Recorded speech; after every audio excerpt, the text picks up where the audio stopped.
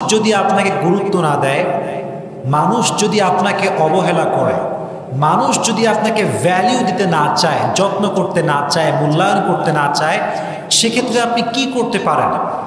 ইসলাম এই ক্ষেত্রে কি সাজেশন দিয়েছে, রাসূল করিম সাল্লাল্লাহু আলাইহি ওয়াসাল্লাম কি বলেছেন, এটা আমরা আজকে জানব।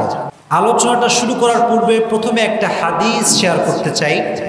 عن أبي هريرة رضي الله تعالى عنه أنه قال قال رسول الله صلى الله عليه وسلم سل من قطعك وأحسن إلى من أساء إليك واعف عمن ظلمك। ইসলাম যে কত সুন্দর, অগ্রিম সকলেই পড়েন সুবহানাল্লাহ। ইসলাম যে কত সুন্দর। ইসলাম বলে जो आपसे तोड़े आप उससे जोड़ो, जो आपके हक मार दे आप उसके हक अदा कर दो, और जो आपको तकलीफ पहुंचाए आप उसको अल्लाह के लिए माफ़ कर दो। ইসলাম বলে যে তোমার সঙ্গে সম্পর্ক ভেঙে দেয় তার সঙ্গে তুমি সম্পর্ক জোড়া লাগাও, যে তোমার হক নষ্ট করে তার হক তুমি আদায় করে দাও, আর যে তোমার সঙ্গে জুলুম করে, অত্যাচার করে, কষ্ট দেয় তাকে তুমি আল্লাহর জন্য মাফ করে দাও। সুবহানাল্লাহ পড়ে।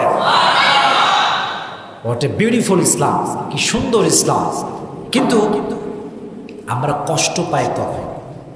কেউ অবহেলা করলে কষ্ট পাই কখন? পেইন ফিল করি কখন? We have to justify it first. এটা আগে জাস্টিফাই করতে হবে। দেখেন, মনোযোগ দিয়ে শুনবেন।